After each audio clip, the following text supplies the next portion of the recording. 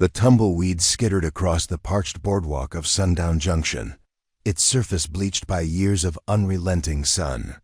The town lay quiet under a bruised sky, as if the horizon itself held its breath, awaiting the arrival of something long overdue. In the battered windows of the Widow's End boarding house, the afternoon light cast fractured patterns on the rough-hewn floorboards. Each beam revealed dust motes drifting like lost spirits, tiny, wandering souls with no home except this forgotten outpost on the edge of the desert. Amara Voss stood at the threshold of her small room, silhouette stiff against the waning glow. A single oil lamp flickered on the rickety knitstand, revealing the faint map of scars that crisscrossed her left cheek and jaw, a testament to the fire that had nearly claimed her village years before.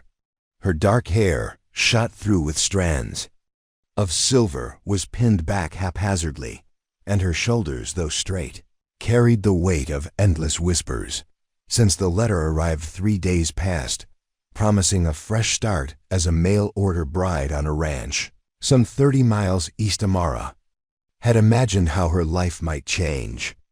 Still, each morning, when she met her reflection, the ghost of old flames vanished, leaving behind an unfamiliar face. The man behind those hopeful promises had not asked for her photograph, nor had he known of the scars. It had not mattered, until the question rose among the merciless tongues of the tattered town: who would want a woman marred by fire? Her dreams, tender as newborn chicks, had shattered in that moment, but Amara was not so easily broken. She crossed the room to the weathered mirror over the washstand. The first time she saw her face in this glass, the reflection had startled her, a stranger staring back with eyes that had seen too much. Yet now, in those deep brown eyes, was the flicker of memory, the laughter of her younger sister, the scent of rain on scorched earth, the glimmer of hope that dances in the darkest moments. She touched her scars gently, tracing the path of each ridge and depression, as though by memorizing them she could reclaim the woman she once was. A knock at the door echoed through the room. Amara drew a deep breath, squared her shoulders, and called, "Come in." The door creaked open, revealing Mrs. Kepler, the boarding house matron, carrying a tray with a pot of stale coffee and a single shortbread biscuit. Age had etched fine lines around her eyes, but there was kindness there too, a softness that belied the hard life she had endured managing the travelers and drifters who passed through Sundown Junction. "Miss Voss, sir, arrived today, bound for the ranch, a war veteran, they say. Came in on the afternoon stage. Wants to meet you before the sun sets." Amara's heart clamped in her chest. "He did?" she whispered. Mrs. Kepler paused, her gaze flickering across the scarred map of Amara's face. "They say he's seen worse. Fought in the Western Territories, survived more battles than he can count." Amara nodded, though her throat felt constricted. "Thank you." The matron closed the door softly behind her, leaving Amara alone with the gentle hiss of the lamp. 5 days earlier, in a bustling Richmond parlor, Amara had agreed to Mrs. Kepler's proposition, a chance to escape homelessness and never-ending judgment. The letter had come with a photograph of quiet gray eyes and a steady jaw, traits that suggested strength and kindness. His name was Silas Creed, and he wrote of wide-open prairies, of cattle that roamed under vast skies, and of a house built for two. He had asked for companionship and partnership, not beauty. Now as the sun streaked the sky with bruised purples, Amara donned her only clean dress, a modest, dusty blue cotton gown with a high collar and fitted bodice. She took the biscuit and coffee to steady her nerves and sat on the edge of the bed. Silence pressed in on her, yet beneath it throbbed the uncertain pulse of hope. The door clicked again, and Silas Creed stepped inside. He was taller than she, expected, broad of shoulders and lean of frame, as if shaped by years of hauling ropes and hefting saddlebags. His hair was a thick mat of dark curls, flecked with silver at the temples. The uniform he once wore was long gone, replaced by rough work shirt and trousers patched at the knees. Across his right cheek ran a thin, pale line, a scar from a saber wound, or so she guessed. He carried himself with the cautious grace of a soldier who had learned to survive by reading every movement. "Miss Voss." She rose and offered her hand. "Yes." Silas took it with gentle firmness, his gaze moving from her eyes to the scars, then settling back on her face, as though in those lines he saw the story of her survival. "Thank you for coming," he said softly. His voice was low and steady, with the hint of an accent she could not place. It held no pity, no revulsion, only respect. Amara swallowed, the lump in her throat easing just a fraction. "I thank you for giving me this chance, Mr. Creed." He shook his head, his eyes warm. "Silas, please. I want you to call me Silas."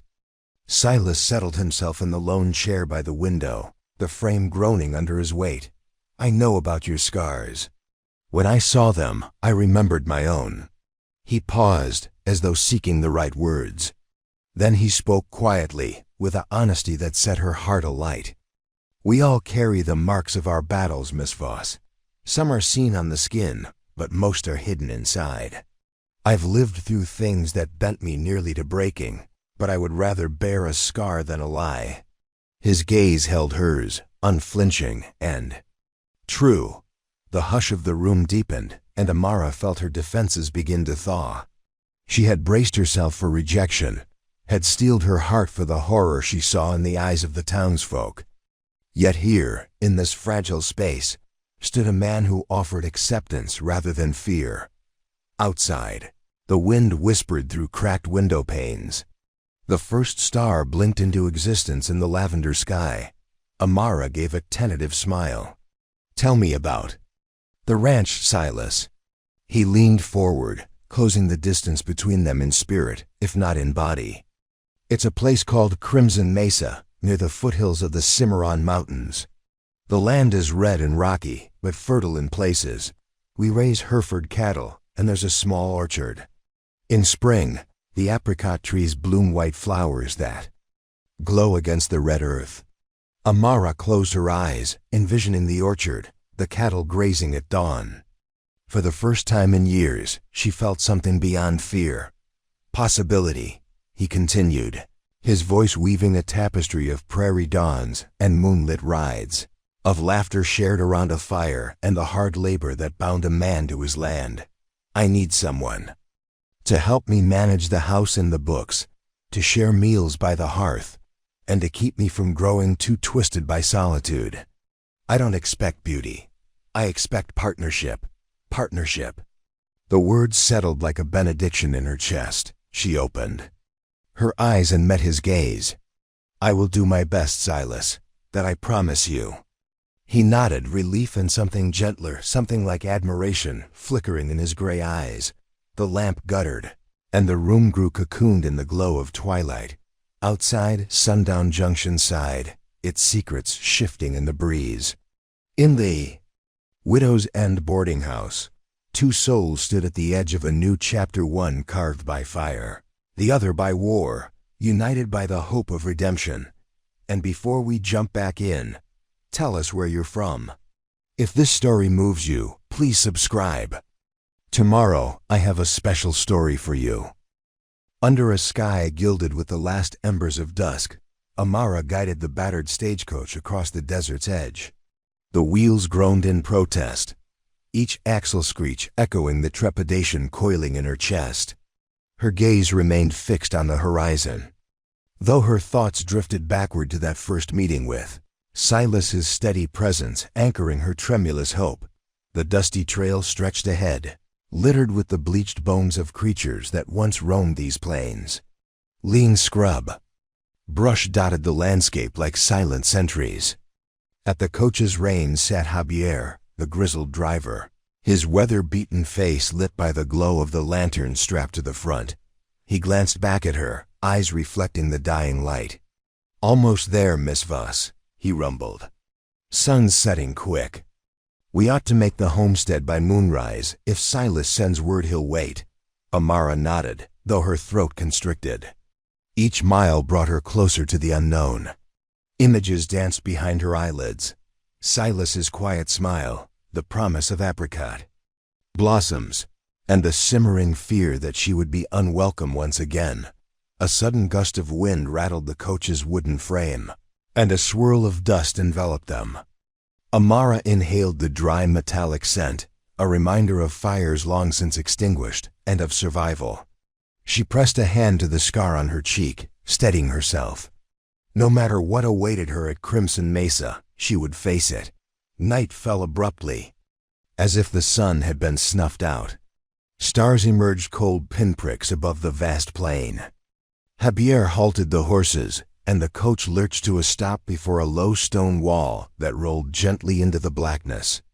Beyond, the faint glow of lanterns marked the homestead. "That's it," Javier said softly. "Crimson Mesa." The name seemed to echo across the silent landscape. Amara exhaled and slid down from the coach, her boots crunching on gravel. The horses stamped, restless in the still air. She approached the wall, her heart drumming. Through the gate, she glimpsed the silhouette of a modest ranch house, its peaked roof and shuttered windows bathed in the soft glow of lamplight. A porch wrapped its length, with 2 chairs and a small table set for supper. At the door, Silas stood waiting, lantern in hand. His tall frame was draped in a long duster, and a wide-brim hat shadowed his eyes. Yet as she drew near, he lifted the lantern, revealing those same gray eyes, steady, earnest, unflinching. "Amara," he greeted, voice low but warm. "Welcome to Crimson Mesa." She stepped forward, uncertain for a heartbeat, then held out her hand. "Thank you for waiting, Silas." He offered a small, encouraging nod. "Come inside. It's colder than expected." Tonight, Crimson Mesa's interior smelled of pine and hearth smoke. A rough-hewn table was laid with simple fare: fresh cornbread, stew fragrant with rosemary, and a pot of strong coffee. A single oil lamp cast dancing shadows across the plank floors. The walls were clad in weathered boards, and a rifle hung. Above the mantel, a silent testament to the ranch's vigilance. As Amara removed her coat, Silas offered a seat. "You've traveled far. Let me get you something warm." She sank onto the wooden chair, and he returned moments later with a bowl of stew and a steaming mug. Her fingers warmed around the cup as she sipped, letting the heat chase away the chill of the desert night. Silas sat across from her, folding his hands. "I wrote to you because I believed in what lies beneath the surface in companionship, not appearances. I want you to know I trust you." Amara met his gaze. "I appreciate that, Silas, more than I can say." He studied her quietly, then nodded toward the stew. "Eat. You'll need your strength. Tomorrow I'll show you around the ranch. There's much to do before spring arrives." She raised her spoon, and as the rich flavors settled on her tongue, a sense of purpose bloomed in her chest. The road behind her held memories of loss and rejection, but the path ahead dimly lit though it was offered a chance to rebuild. They ate in companionable silence, broken only by the soft scrape of spoon against bowl. Outside, the wind whispered through the orchard trees, carrying with it the faint promise of apricot blossoms and new beginnings. At length, Silas stood and moved to the mantel, picking up the rifle. He checked its mechanism with practiced care, then returned it to its place. "Safety first," he said quietly, then looked at Amara. "I'd like you to rest now. A hard day tomorrow." She nodded, rising. "Thank you for your kindness, Silas." He offered a gentle smile. "It's the least I can do." Before she climbed the narrow stairs to her room, Amara paused at the bottom, turning back to him. The lantern's glow haloed his silhouette against the darkened porch. "Silas, I know I bear scars," she began, her voice steady. "But I hope in time I can be more than my past." He stepped closer, his eyes unwavering. "We all bear scars, Amara, some on our skin, others deeper still. Together, perhaps we can heal more than we ever dreamed." With that, she ascended to her. room, heart pounding with the fierce hope of someone who has dared to dream again. In the stillness that followed, the homestead settled into night's embrace. Within its walls, two souls began weaving the first threads of a shared destiny, one marked by fire and resilience, the other forged by war and compassion. Outside, the wind carried the faintest rustle of apricot blossoms, as if the land itself welcomed her home. Dawn arrived in muted hues of rose and ash, melting over the jagged silhouette of crimson mesa. Amara stirred beneath a thin quilt, the hush of the ranch awakening around her. Somewhere beyond her window, cattle lowed in the corral. Inside, the scent of fresh coffee drifted up the stairs, Silas's morning ritual. She dressed swiftly, pulling on a sturdy skirt and cotton blouse, then descended to find him waiting by the hearth. His dark hair was mussed, and lines of fatigue traced his jaw, but his eyes brightened when he saw her. "Morning," he greeted, nodding toward the pot of coffee. Amara offered him a small smile. "Thank you for waiting." Silas gestured to two metal mugs on a rough-hewn table. "You're an early riser, I see. Let me finish harnessing the team, then we'll walk the property." Outside, the ranch stretched across a panorama of red earth and sage-green scrub, punctuated by the low ridge of the Cimarron foothills. Silas led her first to the orchard. Sapling branches, bare beneath winter's grasp, reached skyward like skeletal fingers. In spring, he said, each would bloom into a cloud of white petals, an explosion of life that would stand in stark contrast to the sunburned soil. "These trees are my pride," he confided, brushing his hand over rough bark. "They need care all winter to survive the freeze." Amara nodded thoughtfully. "They remind me of us, scarred but enduring." Silas considered her words for a heartbeat, then nodded. "You see more than you let on."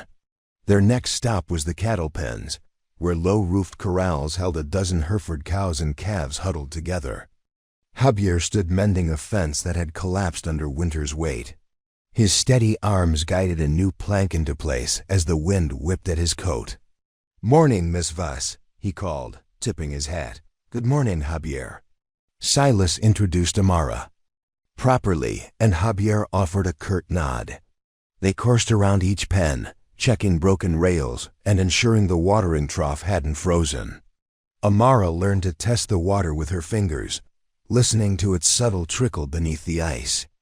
Each small task became a lesson in patience and observation skills she had honed since the fire. By mid-morning, Silas led her to the granary, where sacks of feed occupied one corner and a ledger lay on a narrow table. He showed her how to record the daily rations, tallying hay, oats, and barley by the head. Amara's fingers traced the neat columns of his meticulous handwriting, and she realized the weight of trust he placed in her hands. "This ledger keeps the ranch alive," Silas said quietly. "Mistakes can cost a winter's worth of feed." Amara's throat tightened. "I understand." They paused at the stable, where Madame Silas's mare nickered softly. Amara approached, extending a palm. The horse's large eyes regarded her with wary calm before sniffing her fingers. Silas watched, a faint smile tugging at his lips. "She's friendly. Once she knows you mean no harm." Amara stroked Madame's neck, feeling the warmth beneath the sweat-slicked coat. "She's beautiful." Silas nodded, his gaze lingering on the mare. "I lost my first mount during the war. Since then, every horse has reminded me of what I lost and what I still have."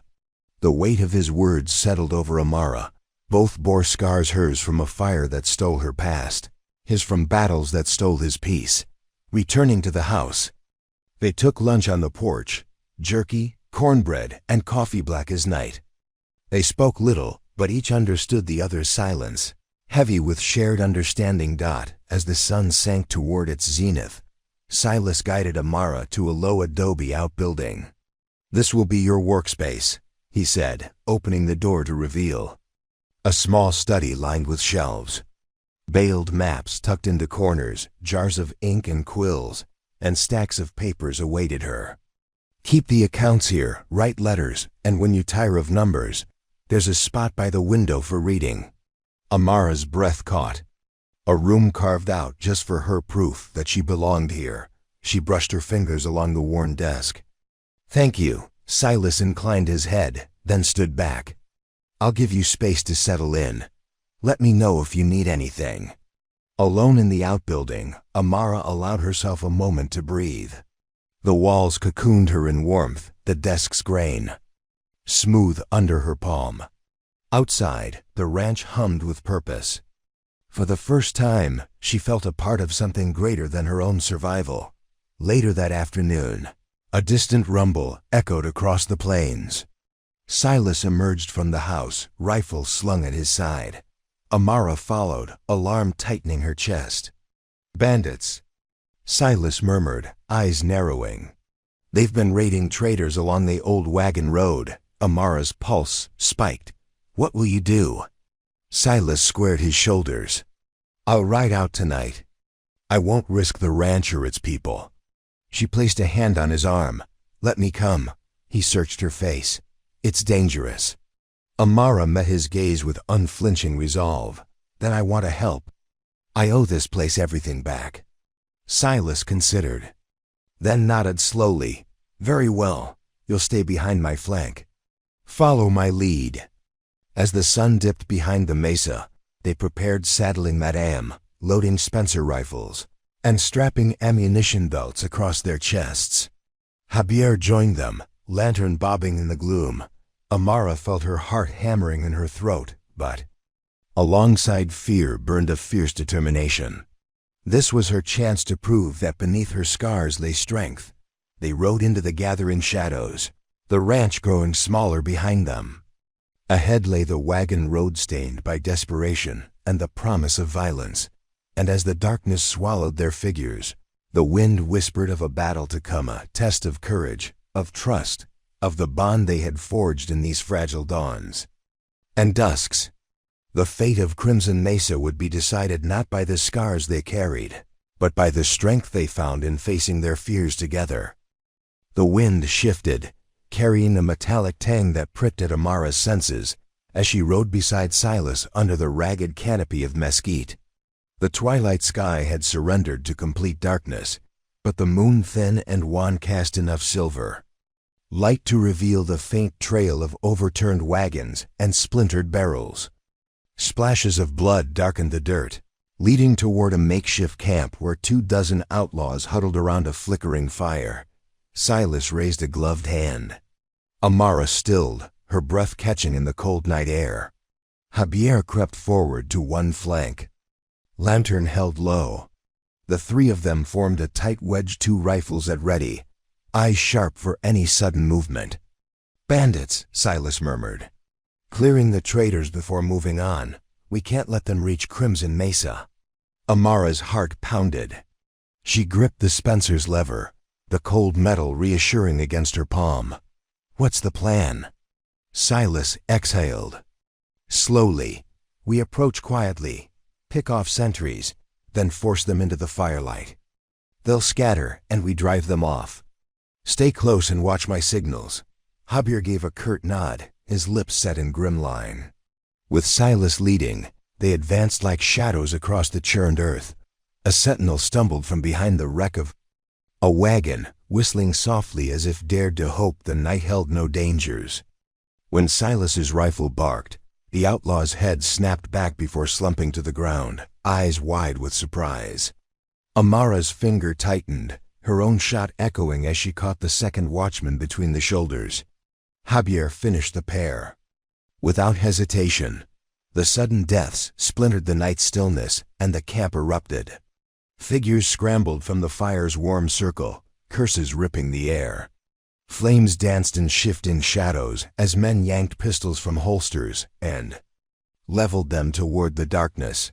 "Now!" Silas's low shout cut through the chaos. Amara and Javier sprang forward, rifles sweeping in a controlled volley that sent the bandits reeling. Horses whinnied from tether, and the scent of burning wood stung her nostrils as flames licked a boarded-up wagon. One burly outlaw charged, wild-eyed, clutching a double-barreled shotgun.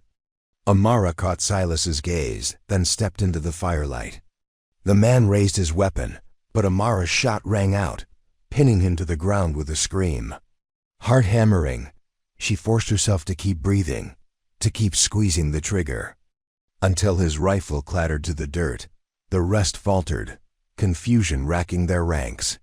Silas seized the moment, racing to Javier's side. Together, they fired a precise trio of shots that shattered the barrel of the largest lantern, plunging half the camp into darkness. Panic spread as the outlaws stumbled over debris, yelling at shadows that were not there. Silas shouted for surrender. His voice, calm and commanding, cut through the bedlam. Javier lowered his rifle, keeping the lantern's flame suppressed. Amara, shaking but resolute, stepped to the edge of the firelight. "This ends now," she called, her voice stronger than she felt. "Drop your weapons and leave this place. Survive to tell your mothers what heroic fools you were." A tall man with a jagged scar across his jaw spat tobacco onto the ashes. "Who are you to talk, woman?"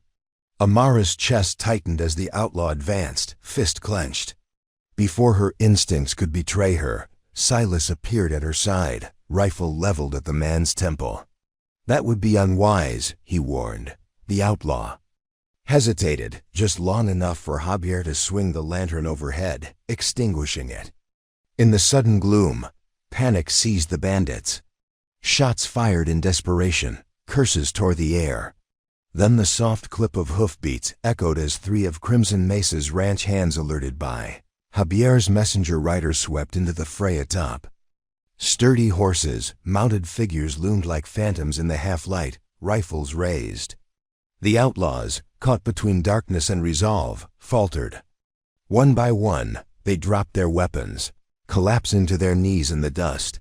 Amara exhaled, adrenaline giving way to relief. She lowered her rifle, eyes stinging with unshed tears.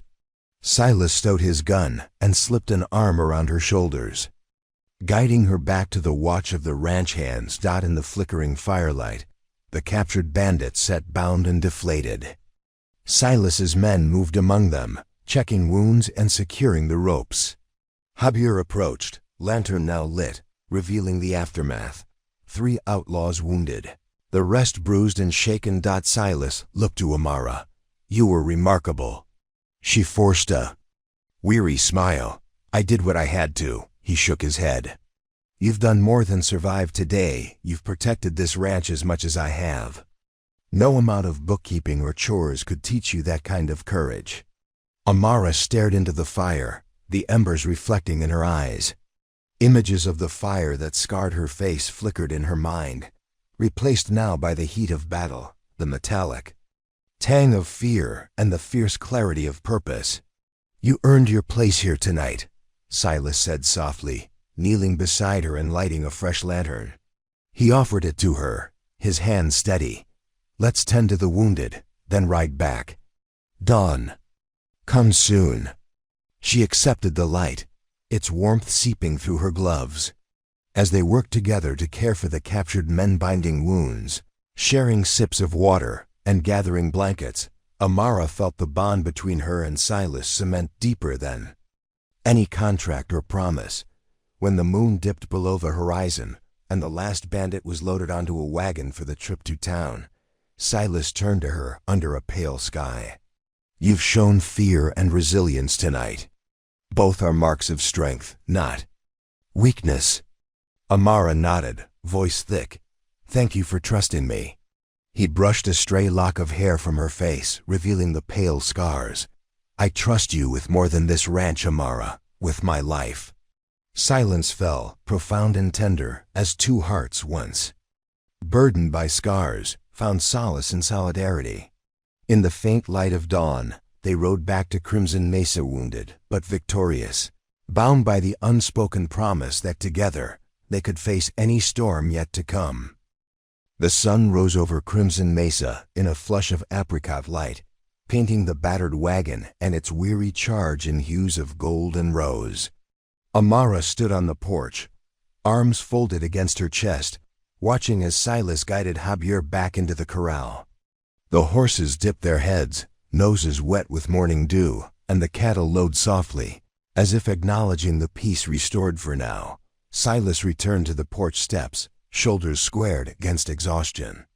His coat was spattered with mud and blood, a testament to last night's conflict. Amara descended to meet him, each step echoing across the wooden planks. "Are you hurt?" she asked, concern rippling in her voice. He shook his head, lifting his sleeve to reveal a faint scrape on his forearm. Nothing more than a reminder. She offered him a water skin. "Drink." Silas took it and drank deeply, the cool liquid soothing the dryness of fatigue. When he handed it back, their fingers brushed and croched. Electric moment of shared survival. "We did well," he murmured, voice low. Amara looked out at the expanse of land that stretched beyond the porch. The orchards waiting for spring, the pens waiting for repair. "We did," she agreed. "But the ranch?" Silas followed her gaze. "Javier and the others will handle the repairs today. You should rest." She hesitated, torn between duty and weariness. "I want to help." He studied her, admiration flickering in his gray eyes. "There's more to running this place than riding into danger. Give yourself a moment to catch your breath. Tomorrow we'll start the day at dawn." Inside, the scent of baking bread and brewing coffee greeted them. Mrs. Kepler summoned by. Silas's rider had arrived early to aid in preparing breakfast. Her eyes softened when she saw Amara's face. "A rough night, dear." Amara nodded, fatigue tugging at her features. "Rough, but necessary." Mrs. Kepler nodded, ladling stew into bowls. Silas sent word. "I'm glad you came to help." The meal was quiet, save for the soft clink of spoons and the murmur of gratitude. Every bite reminded Amara of home, of survival and community. She found herself catching Silas's eyes across the table. In that glance lay unspoken thanks for courage and companionship. After breakfast, Silas escorted Amara to the outbuilding where the ledger waited. Sunlight streamed through the window, illuminating the dust motes in lazy arcs. Amara's fingers rested on the leather cover, and she took a deep breath. "Ready?" he asked softly. She nodded, opening the book. The blank lines welcomed her, and with each entry feed tallies, tool inventories, notes on the wounded bandits, she felt her confidence return. Her pen scratched across the pages, precise and unwavering. Several hours passed in focused labor. When the sun hovered at its zenith, Silas knocked softly and entered with 2 cups of coffee. "Rest," he said simply, placing one in her hand. "Look at what you've done." Amara closed the ledger and accepted the mug. The heat seeped into her palms, and with it, a sense of belonging. "Thank you," she whispered. "We're partners now," he replied, settling beside her. He gestured at the orchard outside. "In weeks, this place will burst with petals." Amara leaned her head on his shoulder. "I can't wait to see it." He stroked her hair gently. "Neither can I." They lingered in silence, until distant hoofbeats broke the stillness, messengers from the neighboring ranches, bringing news of gratitude for driving off the bandits. Amara rose and joined Silas on the porch railing. Below, Javier and the ranch. Hands worked in concert to mend broken posts and clear debris as they overlooked the bustling activity. Amara felt the weight of her past lighten. The scars on her cheek, once a source of shame, now marked her as someone who had faced fire and survived. Silas met her gaze. "Your scars, they tell your story." She touched her cheek, fingertips grazing the ridges. "I used to think they made me unworthy." He shook his head firmly. "They made you strong." Amara smiled, eyes glistening. Then, almost imperceptibly, her expression shifted, focused, determined. "There's something I want to do." Silas tilted his head. "What's that?" She took a deep breath, steadying her resolve. "I want to travel into town and help deliver our neighbors' letters. Show them that Crimson Mesa stands with them. His brow furrowed. That's dangerous. Amara lifted her chin. Maybe, but I've faced worse. And I want them to see that I'm not just Silas's bride or a desk clerk. I'm part of this community. Silas studied her, pride and concern warring in his gaze. Finally he nodded. Very well. You won't go alone, though. Javier will ride with you. She reached for his hand. Thank you. Later that afternoon, Amara and Javier set out atop steady mares, saddlebags laden with letters and small parcels. As they rode the two-track that wound towards Sundown Junction, she felt sunlight warming the scars she once hid. When the town's boarded storefronts came into view, curious faces peeked from shuttered windows. Javier dismounted and offered his hand. Amara slid to the ground with practiced ease. She approached Mrs. Jennings at the post office, handing over a stack of envelopes. Mrs. Jennings's eyes widened when she recognized Amara. Miss Voss? Amara's voice was clear. I'm Amara Creed now, and I brought your letters. Gasps and murmurs followed as townsfolk gathered. They took theirs, expressions softening from surprise to gratitude when they stepped closer, seeing her scars in the bright afternoon. A stout man in dusty trousers tipped his hat. Thank you, ma'am. We heard about the fight at the ridge. Amara inclined her head. Anytime. Crimson Mesa is your home as much as ours. Javier nodded in support, and word spread. Soon, villagers invited them in, offering cold lemonade and fresh biscuits. Amara spoke kindly, laughter easing her nerves as the community welcomed her. This story took us a long time. If you like it, subscribe. Now back to the story. The sun began its descent as Amara and Javier remounted. People lined the main street, bidding them farewell. Each smile, each nod, stitched another thread into Amara's sense of belonging. As they trotted back to the ranch, the wind whispered promises of a shared future, one where scars were honored, bonds were forged, and redemption bloomed like the apricot trees in spring. Morning dew clung to the orchard's bare branches as Amara walked among the saplings before sunrise. Each limb glistened, the early light revealing a lattice of delicate limbs that carried the weight of future blossoms. She inhaled the crisp air, its chill awakening her muscles and clearing her mind. The events of the previous days, battles, ledger entries, and community outreach had woven together into something she could now call home. Silas stepped onto the porch, rifle slung casually over his shoulder. His coat was newly brushed, the mud from their encounter patched away. He watched her for a moment, admiration softening the lines of his face. Thinking? He asked, voice low. Amara turned, brushing a loose strand of hair from her face. About the trees. About starting fresh, even in a place that scarred itself.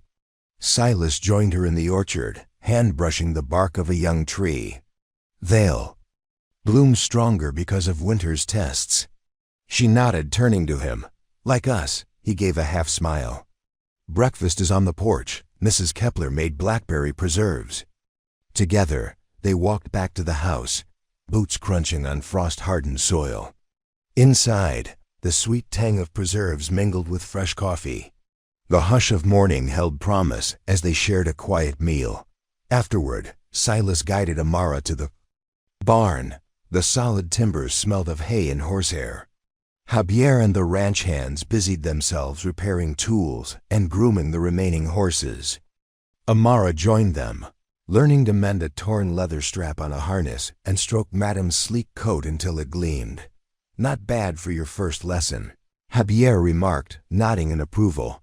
Amara smiled, feeling the horse's warmth under her palm. Thank you, they're patient teachers. Silas watched her from the stable door. Ready for the next task? Amara tucked a stray lock of hair behind her ear, always. He led her to the corral gates where the ground bore hoofprints, and the morning light unveiled stray broken rails. We need to rebuild this fence today. The cattle need fresh pasture, and winter subsidence weakened the boards. Amara rolled up her sleeves. Show me. They worked side by side, lifting heavy rails and hammering new boards into place. The steady rhythm of hammer on wood echoed across the pasture. Sweat beaded on Amara's brow despite the chill. Each swing of the hammer forging her bond with the land. By midday, the fence stood sturdy.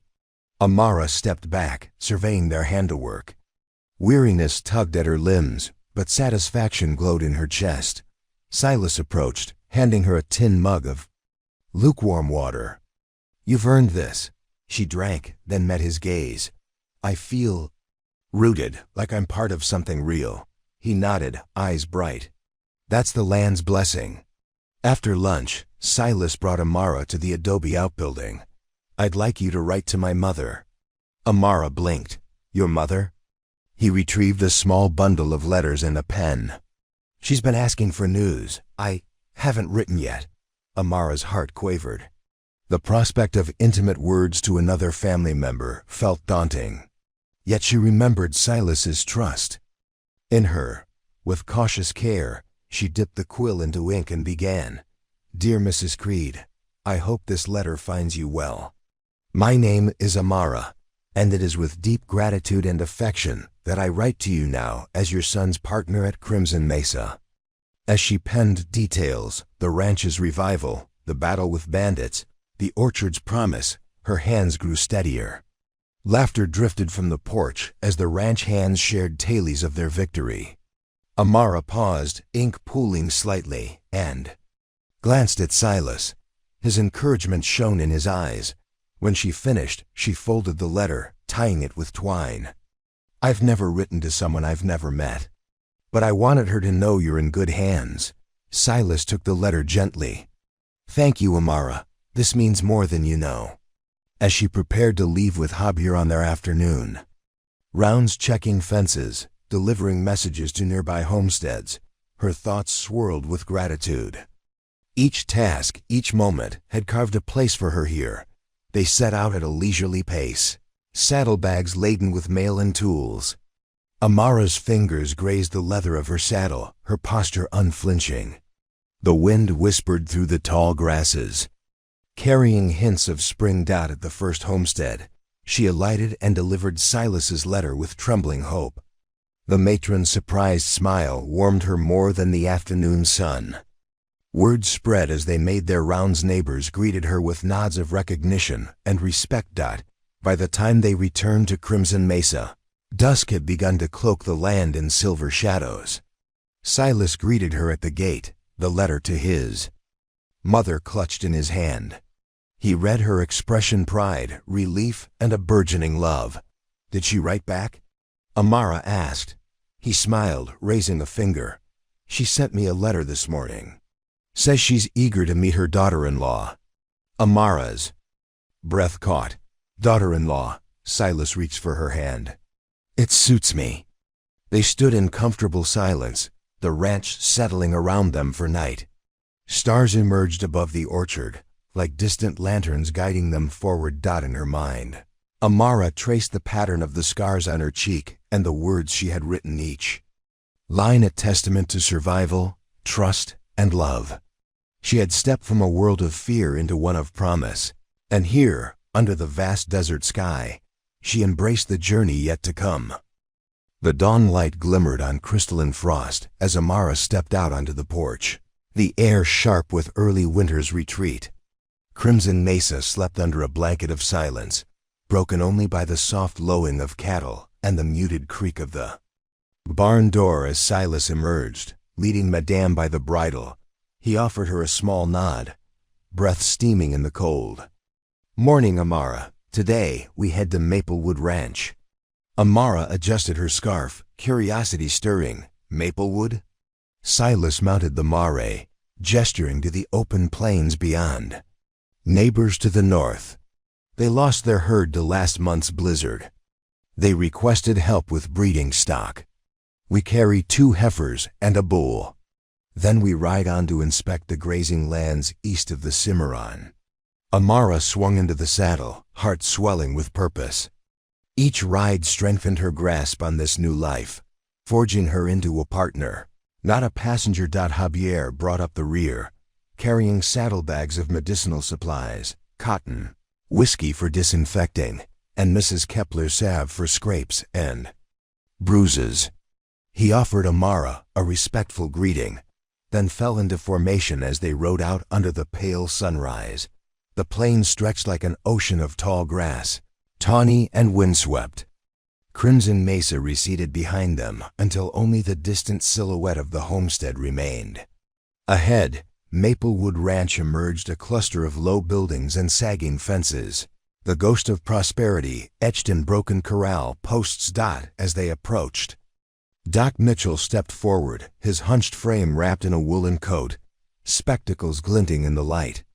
Beside him stood Eliza Trent, Maplewood's matron, arms folded across her chest, worry creasing her brow. "Silas, thank God you came," Eliza called, voice thick with relief. Her boots sank into the frost-hardened earth as she hurried forward. Silas dismounted and offered a hand. "Eliza, Doc, Amara and I have brought the stock you requested." Eliza's eyes brightened at the sight of the heifers, two dusky red cows with soft eyes, and a young bull with a sturdy frame. "Bless you both." Doc Mitchell stepped forward to inspect the animals, running gloved hands along their flanks. "Good condition. You've chosen well, Silas." They moved to the corral, gently guiding the new cattle into pen. Amara watched as Eliza murmured soft reassurances to them, a mother's voice coaxing frightened calves, and felt the tender loops of empathy that bound them. With the animals settled, Silas guided them into the parlor of the small farmhouse. Mrs. Trent bustled between cups of tea and plates of scones, her demeanor softening as she poured. Amara accepted a cup, the warmth seeping into her gloves. "Thank you for your hospitality." Eliza poured her a smile. "We're in your debt. The ranch won't survive another winter without these." Doc Mitchell nodded gravely. "I'll stay to monitor their health over the next weeks, make sure they acclimate." Amara set down her cup. "We'll return in 10 days. Eliza's eyes glimmered. "You're too kind." Outside, Javier tended the fences with local ranch hands, offering guidance on bracing against the winter's thaw. Amara joined him, showing how to use fresh planks to reinforce weakened posts. Together, they hammered and sawed, the rhythmic thud a testament to communal effort. By noon, the new cattle grazed on sparse meadow grass, a hopeful sign. Eliza announced a modest lunch under the eaves, and as they shared bread and soup, stories flowed, tales of the blizzard, of lost cattle and found hope. Among the jokes and recollections, Amara felt the cadence of community, the shared laughter, the exchange of kindness that stitched her more firmly to this land. Doc Mitchell lingered, examining the wood stove's pipe for leaks. He looked up at Amara. "You've done more than tend ledgers and ride shotguns. You listen. That's half the cure right there." Her cheeks warmed. "I've learned that a kind word can mend more than a bullet hole." The doctor's eyes twinkled as he adjusted his spectacles. "True enough." In the late afternoon they prepared to depart. Eliza pressed gifts into their hands. Rum cake, salted ham, and fresh butter churned before dawn. As Amara loaded the provisions, she felt an echo of the kindness she once only dreamed of receiving. Silas zipped the saddlebags, then turned to the assembled ranchers and their families. "We'll ride on east, then circle back. If you need anything, trouble, sickness, or wagon repairs, send word." Eliza hugged Amara with fierce gratitude. "You're part of Maplewood now, too." Javier mounted, and Silas offered Amara his hand as she swung into her saddle. She took the reins, heart full. "Shall we?" Silas asked. His gaze held a quiet pride that shone brighter than the sun. Amara met his eyes. "Let's go." As they rode out, the prairie stretched before them, a ribbon of possibility winding toward the rising sun. In her chest, Amara carried the warmth of acceptance, the promise of redemption, and the unwavering assurance that a life forged in ice and fire could blossom into something enduring. Love, partnership, and the unbreakable bonds of chosen family. A thin veil of rain swept across the prairie at dawn, droplets shimmering on the tall grass like scattered diamonds. Amara wrapped her coat tighter, the chill of early spring mingling with the promise of rain-fed growth. Crimson Mesa lay behind her, its red earth darkened by the night's showers. Ahead, the plain stretched toward the distant rim of the Cimarron foothills, where she and Silas prepared to assess the newly scouted grazing fields. Silas rode up beside her, his duster slick with rain. "The pasture east of the ridge should be lush now," he observed quietly. "The spring thaw answered our hopes." Amara offered a small, hopeful smile. "Let's see for ourselves," she replied. Adjusting her saddle, Javier followed at their heels, water turning his boots to a dark sheen. Behind them, 3 ranch hands guided a small herd of Hereford's cattle purchased weeks earlier, now destined to replenish their winter-weary meadows. Their path wound through scrub oak where roots coiled beneath sodden soil. Amara picked her way carefully, mindful of the saddle horn beneath her palm. The air smelled of wet earth and the first tender blooms of wildflowers, each breath filling her with resolve. They emerged onto a broad valley carpeted in new grass, shot through with emerald ribbons between rocky outcrops. A shallow creek snaked through the hollow, its banks lined with fresh shoots. Silas dismounted, handing Amara a tin cup. She knelt at the water's edge, scooping a goblet of clear, cold spring water. She tasted it, a crisp reminder of mountain streams. Holding the cup to his lips, she teased, "Pure as any hidden glacier." Silas drank deeply, nodding in approval. "This water, this grass Crimson Mesa has found its second spring." Javier knelt beside them, examining the line of fence posts that flanked the creek. "Sections here took a beating in the flood last winter. We'll need fresh posts and wire." Amara stood, brushing mud from her skirt. "Mark the weak points. We'll regroup at the barn for supplies. I'll ride in with Javier to fetch materials." Silas regarded her with concern. "Be careful. The roads will be slick." He placed a steady hand on her shoulder. "I'll scout the ridge further, check the western boundary." She reached up, touching his hand. "Be safe. I'll be back before dusk." They split and practiced Silas mounting and riding off toward the distant hills, Amara climbing back into the saddle beside Javier. The return trail was slick clay, but Javier's sure-handed guidance and Amara's steady seat carried them safely. By midday, they reached the barn where Mrs. Kepler waited with steaming bowls of stew and fresh biscuits. Her eyes, kind and observant, flicked over Amara's rain-speckled face. "Thought you might like warmth," Mrs. Kepler offered, ladling stew into a bowl. Amara accepted gratefully. "Thank you, this is exactly what we need." Between bites beneath the sheltering roof, Amara and Javier cataloged the fence repairs, posts, wire, staples, and loaded the wagon full. They even threw in extra nails and tools, planning for any surprise. When Silas returned at sunset, the first rays of gold broke through the parting clouds. He found Amara leaning against the porch rail, stew-sweet breath mingling with the evening air. "How fares the east pasture?" he asked softly. She held up a sheaf of notes. "Grass is abundant, water steady, but the fence needs our attention." "Javier. And I have supplies coming at first light." Silas allowed a proud smile. "You and Mrs. Kepler make a formidable team." Amara laughed, kissing his cheek. "I have good teachers." He smiled again, brushing a raindrop from her hair. "We'll repair every post and mend every board, and then watch our land flourish." They stood together as twilight's rose and violet hues bathed the homestead. In the lingering warmth of renewed life, Amara and Silas clasped hands, their shared promise echoing in every blade of grass reclaimed by the spring rains. The chill of dawn still lingered when Amara awoke, threads of sunlight weaving through the window to chase away the remnants of night. Crimson Mesa lay silent beneath a sky streaked with pale promise. Today, they would host the first travelers. since the bandit attacked traders bringing equipment and news from the rail towns beyond the foothills. Amara dressed quietly, smoothing her skirt before joining Silas on the porch. His expression was contemplative, eyes tracking the horizon as he sipped coffee from a tin cup. "Good morning," she whispered. Silas offered her a half-smile. "Morning, partner. Ready for a busy day?" Amara nodded, warmth stirring in her chest. "What must we do?" Silas gestured toward the yard, where ranch hands arranged crates and barrels near the main gate.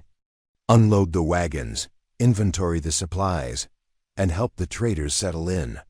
I'll see to the stables." They moved with purpose, the soft thud of boots on weathered wood punctuating the crisp air. The travelers, a stout couple named the Hartleys, and their hired guard, disembarked under Javier's watchful eye. Amara greeted them with a practiced smile, offering handshakes and welcoming words. "Welcome to Crimson Mesa," she declared, voice warm and firm. "You'll find hot stew and clean beds inside. We're honored to host you." Mr. Hartley, a rotund man with a shock of white hair, beamed.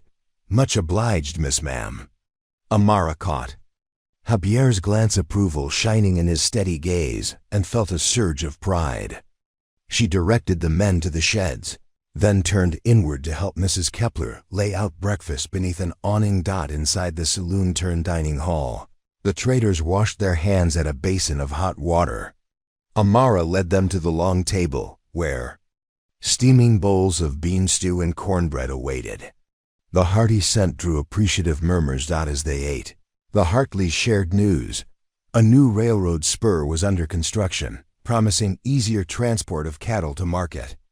But the talk of increasing bandit activity along the route dampened the excitement. Amara listened, concern knitting her brows. "Silas and I rode east last week. We found the grazing lands fertile, but we'll need to reinforce patrols along the road." Mr. Hartley nodded gravely. "Security's the name of the game these days. If only the law could keep pace with the outlaws." Silas entered, wiping sawdust from his hands. He joined the table and greeted the Hartleys. His calm presence settled the air. "I'll arrange escorts for your return," he said, voice low. "We'll ensure safe passage." Mrs. Hartley reached over and squeezed Amara's hand. "Your kindness restores faith in the frontier." "Thank you." After breakfast, Amara and Silas oversaw the unloading of iron plows, steel beams, and crates of glass bottles. Each item was cataloged in a ledger, her pen moving with precision. She checked and rechecked the tallies, ensuring no detail was overlooked. The morning sun climbed, revealing rolling clouds on the horizon. A distant rumble suggested an approaching storm, and Silas paused to scan the sky. "Looks like rain before midday." Amara nodded. "We should secure the supplies." Under his guidance, she organized the crates under lean-tos and stowed the barrels inside the barn. The dance of part logistics, part protection, reinforced her sense of competence and partnership. As the first fat drops of rain fell, Silas fetched Amara a cloak. She fastened it, glancing at him with gratitude. "After the storm, we'll discuss the patrol schedule," he said softly. She smiled, the rhythm of their trust steady as the rain's patter. "I'll be ready." They stood side by side in the doorway, gazing out at the storm-drenched plains. The heart of Crimson Mesa beat strong around them, through its orchards, its livestock and its people, bound together by resilience. In the patter of raindrops on wooden shingles, Amara and Silas heard the promise of growth, their shared legacy etched in every shard of broken fence mended and every scar on her cheek that spoke of unyielding courage. And as the storm broke overhead, they stepped out together, their silhouettes merging with the land that had become home. A hush blanketed Crimson Mesa as dawn unfurled in pale tangerine hues, the horizon tipped with promise. The orchard's buds swelled with the warmth of spring's advance, and the first lark's chorus drifted across the dew-kissed grass. Amara stepped onto the porch, Inhaling the scent of fresh coffee and wood smoke comforting reminders of home. Silas emerged from the barn, boots heavy with damp earth. "Good morning," he greeted, voice laden with the steady warmth she had come to trust. Amara offered him a fleeting smile. "Morning. What's first on the agenda?" He produced a rolled map from under his coat, unfurling it across the porch railing. "The surveyor arrives today. He's charting boundaries for the new irrigation ditch.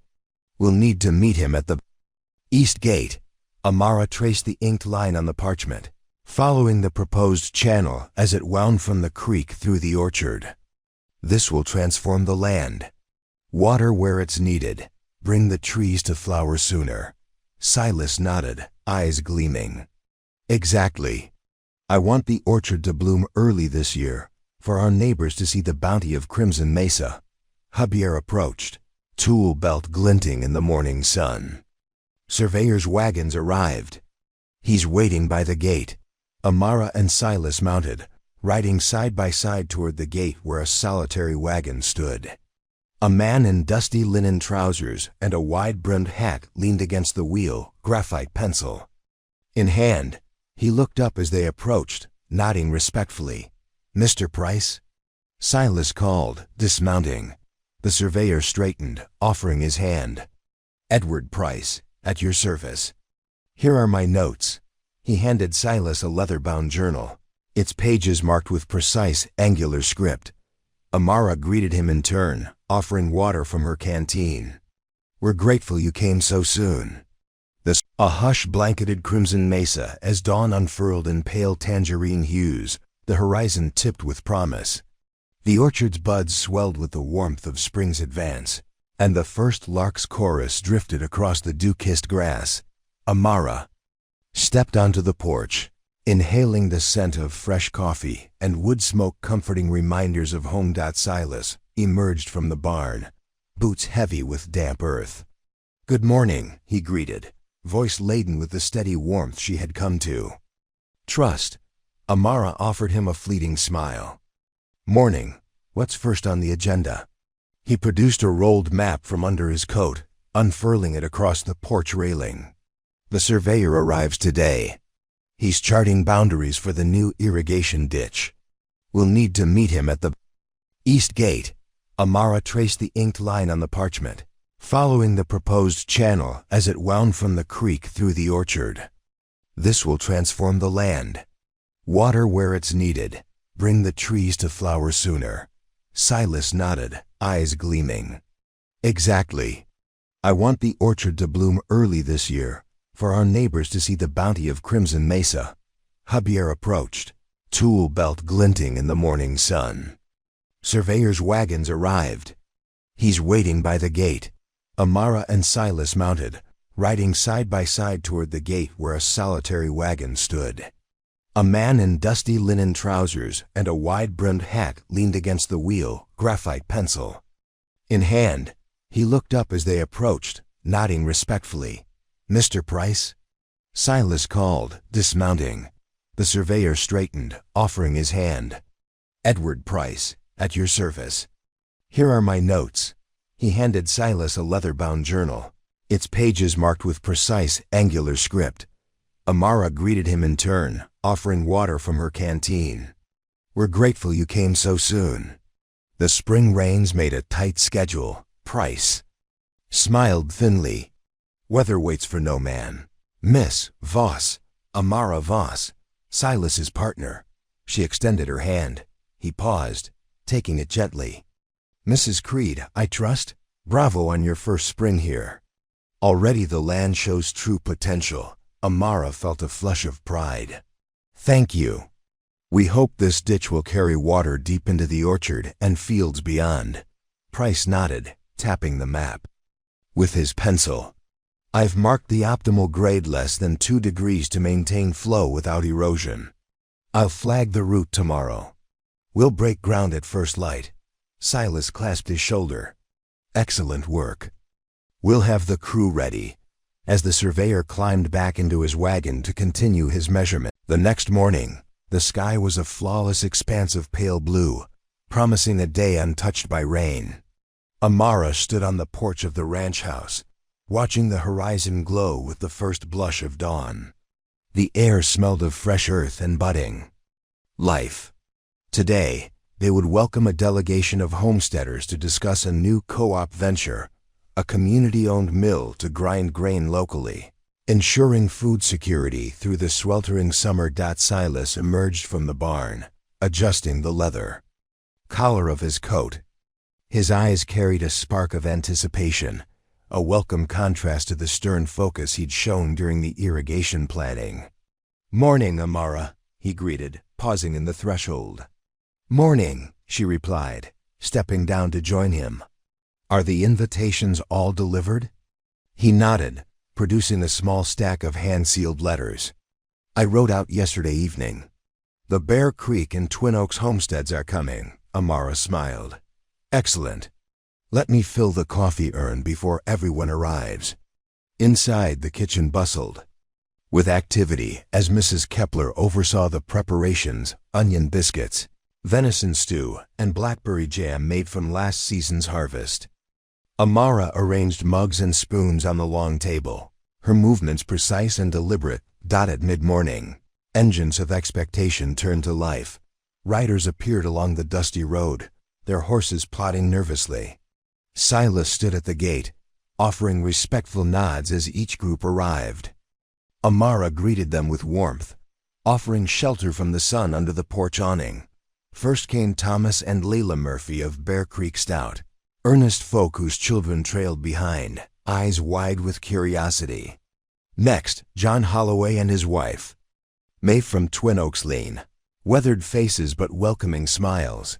Silas ushered them onto the porch where coffee and biscuits awaited, while Amara took note of each newcomer, matching names to faces. She felt a thrill of pride, an orchestrator of community, not just a participant.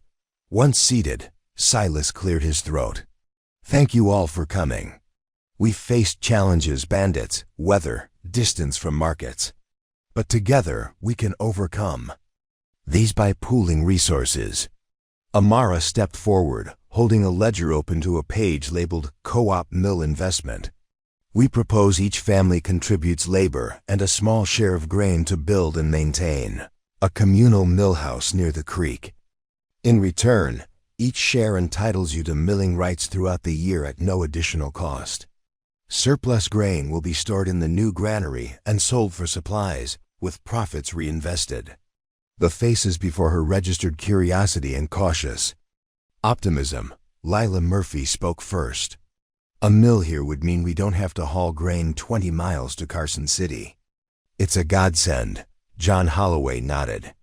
"I'm in provided we agree on maintenance schedules." Amara held Silas's gaze for a moment, and he rose. "We'll create a rotating roster for operation and upkeep. Each homestead takes a week at a time." The murmurs of agreement spread. A plan formed, each voice adding detail: storage, guard rotations, funding, repairs. Amara and Silas facilitated, their partnership seamless, her empathy and sharp mind balanced by his steady leadership. When the meeting adjourned at high noon, the group spilled onto the porch, exchanging handshakes and renewing friendships. Mrs. Kepler brought out cold lemonade and fresh biscuits, crowding the porch with scents of sugar and lemon. Amara stood back momentarily, watching Silas laugh easily with the Holloways. Warmth bloomed in her chest. This was more than ranch life. It was the weaving of a community tapestry. Javier approached, tipping his hat. "The mill site is ready for clearing. The men await your direction." Amara nodded, turning to Silas. "Shall we show them the location?" He took her hand, leading her down the porch steps. As they walked toward the low banks of the creek, children ran ahead, staking posts in the soft earth. Ranch hands followed, axes and saws in hand, ready to clear brush. Amara knelt beside the creek's edge, water flowing over pebbles, glinting under the noonday sun. She scooped a handful and let it flow through her fingers. "This water will turn the millstone," she said softly, turning to Silas. "It's the pulse of our future." He wrapped an arm around her waist, drawing her closer. And you are the heart, Amara. She leaned against him, the babble of water and the hum of community ringing in her ears. Here, beneath the open sky, scarred but strong, she had found purpose and belonging. And as the first logs fell to the axes, she knew that together they would build something lasting, mill and family, forever bound by shared hope and unbreakable trust. The first light of dawn painted crimson streaks across the sky, echoing the name of the homestead as Amara donned her jacket and stepped onto the porch. Today marked the anniversary of her arrival at Crimson Mesa, a fitting moment to host the Spring Fair, an event Silas had envisioned to unite the neighboring ranches in celebration and camaraderie. Silas emerged from the barn, his face alight with excitement as he carried a crate of wooden stakes. "Ready for the fair, Amara?" he asked, voice brimming with anticipation. She clasped her hands, a flutter of nerves in her chest. "I am. Let's set up." They descended together into the yard, where ranch hands and neighbors had already gathered. Long tables were arranged beneath a weathered awning, and canvas banners painted with symbols of Crimson Mesa fluttered in the morning breeze. Children laughed as they chased one another past rows of stalls offering fresh produce, handcrafted leather goods, and jars of Mrs. Kepler's renowned preserves. Amara oversaw the arrangements, checking each detail, the placement of benches beneath blossoming fruit trees, the tethering of horses for safe viewing, and the sound of brave fiddles tuning beside the newly erected dance floor. Nearby, Javier nailed the stakes firmly into the ground, nodding at her instructions with silent approval. By midday, the fair was in full swing. Homesteaders from Maplewood, Bear Creek, and Twin Oaks mingled with Crimson Mesa's residents. Laughter and music wove through the air like wildfire, a lively fiddle tune, punctuated by the rhythmic beat of a makeshift drum crafted from an empty barrel. Silas approached Amara, offering a feast laid on a long oak table: roast venison, sweet biscuits, freshly churned butter, and a dazzling array of fruit tarts. She marveled at the spread, each dish a testament to the land's bounty and the community's skill. "Dig in," Silas encouraged, his eyes warm. "We've earned it." Amara selected a tart, the sweet-sour filling bursting with spring strawberries. As she savored the flavor, she caught the eye of Lila Murphy approaching. "Miss Voss, I just wanted to say thank you," Lila said, voice steady beneath the bustle. "Crimson Mesa feels like the heart of all of us now." Amara smiled, touched. "It's our shared home, Layla. I'm honored." At that moment, a whistle sounded. Doc Mitchell had arranged a friendly horse race for the children. Amara and Silas joined the crowd, cheering as little riders thundered around a makeshift track, the delight of innocent competition echoing pure and true. Later, as twilight softened the fair's colors, neighbors gathered on the porch for a storytelling circle. Silas lifted his hat, tapping it gently on the railing. "Before we end the day," he began, "let us share our gratitude." He turned to Amara. "Mrs. Creed, no, Amara has brought light and unity to Crimson Mesa. Will you say a few words?" Amara stood, heart swelling. The hush that fell was warmer than any seal of acceptance. "My journey began with scars I wish to hide," she said softly, eyes meeting Silas's steady gaze. "But here, I've learned that our scars tell stories of survival and strength.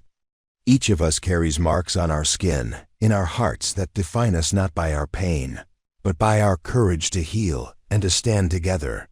Crimson Mesa is more than land. It's a tapestry woven by each hand that tends it, each soul that calls it home.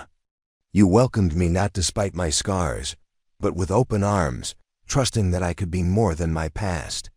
Tonight, we celebrate spring's renewal, our shared successes, and the promise we forged together. May we always honor the lessons of our scars, and may our community's heart keep beating strong, for as long as we stand united." A moment of profound silence followed, then applause rippled through the crowd. Laughter, cheers, and the clinking of mugs filled the air as neighbors embraced, and children danced once more under lantern light. Silas wrapped an arm around Amara as the first stars emerged. That was perfect, he whispered. She rested her head against his shoulder, feeling the steady beat of his heart. We did this together. Outside, the orchard trees stood sentinel, their buds poised on the brink of bloom. In the warmth of shared triumph, crackling firelight, and the tapestry of voices lifted in gratitude, Amara, thus scarred yet unbowed, found that her true name here was not defined by brokenness, but by the resilient threads of community, hope, and enduring love. Dawn's first light unveiled a pale sky streaked with silver clouds as Amara met Silas in the orchard, the buds trembling with promise. Today, they would host the county assessor and his team of formality to solidify Crimson Mesa's titles and protections now that the co-op mill and irrigation projects expanded their holdings. Silas held a rolled bundle of deeds, his expression courteous yet resolute. The assessor arrives at 10. We'll tour the boundaries, then discuss the easements, shall we? Amara tightened her gloves, anticipation tinged with nerves. Yes, let's review the maps once more. In the study, beneath the soft glow of lantern light, they unrolled parchments marked with meticulous lines. Amara traced each boundary, with her finger orchard, fields, pasture, and creek recalling the labor that shaped the land. At the gate, a dusty wagon waited. The assessor, a stern man with a neatly trimmed beard, stepped down with 2 clerks in tow. He greeted Silas first, then acknowledged Amara with a courteous nod. Good morning, he intoned, voice crisp. I understand you've made significant improvements, the irrigation, the mill, impressive work. We'll need to document these updates.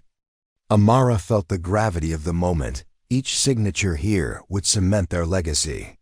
She offered smiles and firm handshakes as they mounted horses for the boundary ride. They followed the creek's winding course, Amara pointing out the spillway design that directed surplus water into the reservoir. The assessor made notes, nodding at the ingenuity dot at the reservoir's edge. Silas spoke of the seasonal fluctuations and long-term plans for fish stocking, while Amara explained the stone reinforcement to prevent erosion. The assessor paused, adjusting his spectacles. You've considered every detail. These improvements add substantial value to the property. Amara's heart swelled, her meticulous records and Silas's vision combining to safeguard their home. They rode onto the co-op mill site, where logs had been felled and the foundation marked. Amara outlined the community contributions and labor rosters, emphasizing the importance of shared stewardship. The assessor listened attentively, then extended a hand. I'll recommend your easements be granted under the county's new agricultural trust. Crimson Mesa will be preserved for future generations. Silas clasped his hand, gratitude shining in his eyes. Amara exhaled, relief and pride mingling. In her chest, back at the homestead, Mrs. Kepler served celebratory cider and sweet rolls. Neighbors gathered to toast the milestone, voices warm with camaraderie. Amara raised her mug, meeting Silas's gaze. To our home and to those who help it grow. Glasses clinked, laughter rippled through the yard, and under the spring sky, Amara realized that every scar she carried had led her here. In the soil of Crimson Mesa, she had planted roots deeper than fear, in trust, community, and the enduring promise of love. The air shimmered with heat as midday sun climbed over the mesa, igniting the horizon in gold. Amara stepped onto the porch, eyes shaded by her wide-brimmed hat. Today's task loomed ahead, hosting the annual roundup of the co-op herd, a ritual that tested coordination, trust, and the unspoken bonds woven through countless shared trials. Silas stood by the corral's gate, a notebook in hand. His brow furrowed with concentration, but warmth lit his gaze when he spotted Amara. "Morning," he greeted, stepping aside to reveal the gathered ranch hands. A dozen men and women stood poised, horses nickered in the background, and the distant lowing of cattle rippled across the pens. Amara inhaled deeply. "Let's begin." They moved as a unit, saddling horses, checking ropes, and briefing the hands. Javier approached with a rolled rope and a confident nod. "Miss Voss, this year the calves stray farther. We'll need to split into 2 groups on the east and west prairies." Amara studied the layout. "I'll lead the east flank. Silas will handle the west." Silas tilted his head. "We'll circle at noon to swap and drive them back together." With plans set, they mounted and rode out, dust kicked up in plumes at their heels. Amara kept pace with Javier, her reins loose, eyes scanning the horizon. The east pasture unfolded in sun-scorched waves of grass, dotted with scraggly juniper and wild sage. Soon, the distant silhouettes of cattle appeared, scattered across the plain like moving boulders. Amara signaled Javier to spread out. She raised her voice, calm and clear. "Westward turn, drive them toward the canyon." Their horses responded in kind, cantering with purpose. The herd stirred, hooves pounding a steady rhythm that reverberated through Amara's chest. As they guided the cattle, Amara's mind replayed the scars on her cheek, the fire that once threatened to consume her spirit, and the battle she'd ridden beside Silas. Each memory fueled her resolve to protect this land and its future. By mid-morning, half the herd funneled through the narrow canyon pass. Amara halted, scanning the pronghorn-studded ridge above. She spotted a lone calf lagging, its leg braced unnaturally. "Javier!" she called, urgency rattling her voice. He reined in beside her. "What's wrong?" Amara dismounted, moving toward the calf. The young animal hobbled, matted flank damp with sweat. She knelt, voice soothing. "Easy now, just let me see." Silas appeared on the ridge, urging the others forward. When he spotted Amara beside the injured calf, he signaled the group to pause. Amara's fingers probed gently, finding a swollen joint. She tore a strip from her skirt, binding it carefully. "It's a sprain, but it'll need rest and care.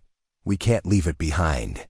Silas rode down to her side, loaded onto the pack horse. "We'll move slower and watch for stragglers." Javier helped her lift the calf onto a sturdy saddlebag rigged on a packmar. Amara reassured the frightened creature, voice soft and firm. "Good girl. I'll see you back at the barn." They resumed the drive, rerouting to accommodate their slowed pace. At noon, they reconvened with Silas's group near the corral, the herd intact and subdued. Silas approached, concern warring with relief in his eyes. "You and the calf are all right?" Amara nodded, brushing dirt from her hands. "It'll live. Thanks to you." He squeezed her shoulder. "You saved her." Together, they guided the herd through the final penning, the cattle's lowing blending with whispers of triumph. As the sun slanted west, they gathered around the corral fence, horses tethered and breaths slowing. Amara leaned against Silas's shoulder, watching as the ranch hands released the calves into a sheltered pen for inspection. Silas's hand found hers. "Every year this gets better," she smiled, eyes glistening. "Because we rise to every challenge together." Under the golden sky, with the herd safe and the land abundant, Amara felt the unbreakable bond of Crimson Mesa pulse beneath her boots. Here, amidst sweat and dust and shared purpose, she had found her calling, to stand, to heal, and to lead with unwavering courage. Crimson Mesa simmered under the mid-morning sun, the earth fragrant with the scent of freshly turned soil and blooming wildflowers.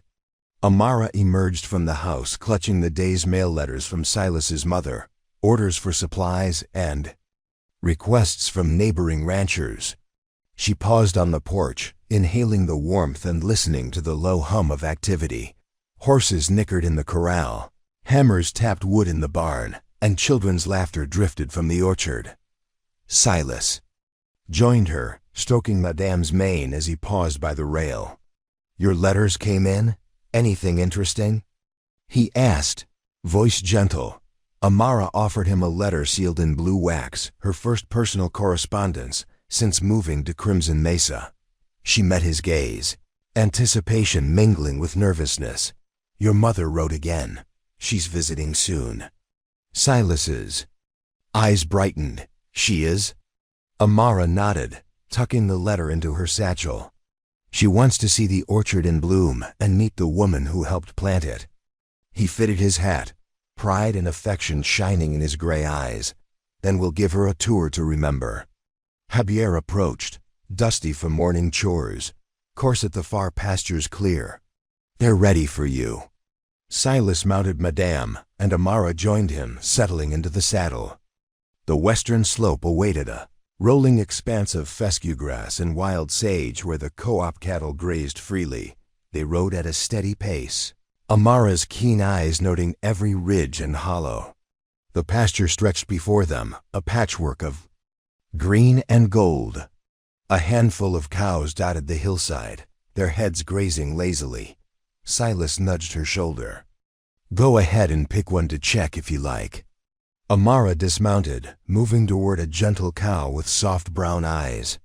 She knelt beside it, checking its udder for signs of infection and its legs for any injury. The animal stamped but remained calm.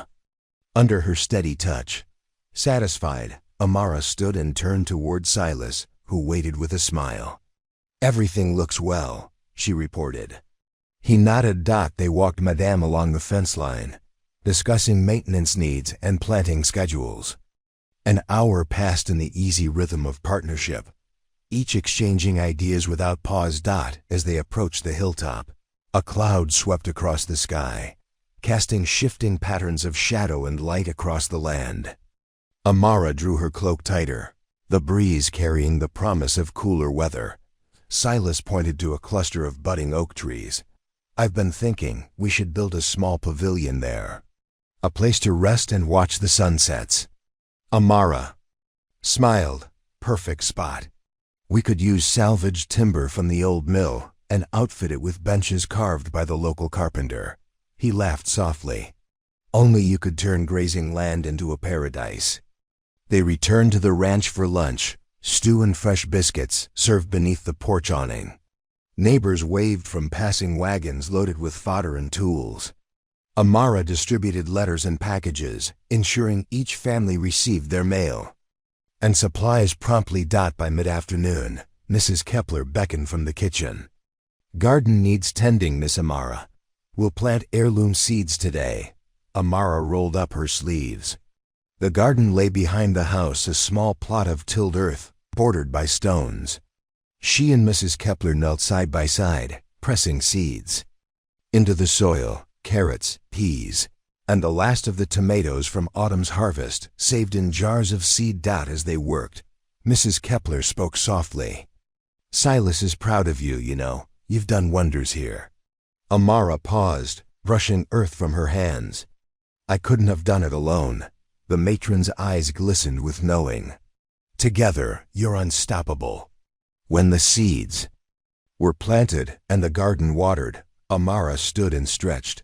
The sun dipped, painting the sky in pastel shades. From the porch, Silas called her name. They watched the sunset side by side, shoulders touching. Silas took the blue-sealed letter from her satchel. For the pavilion, for visiting family, for every hope we plant. Here's a promise. He kissed her hand lightly. Amara met his eyes, feeling the weight of the moment, of seasons changed, scars healed, and futures secured. Under the fading light, Crimson Mesa stood as testament, a place transformed by the resilience of two souls who found in each other not just love, but a purpose that bloomed eternal as the sturdy apricot blossoms, rugged, beautiful, and forever reaching toward the sun.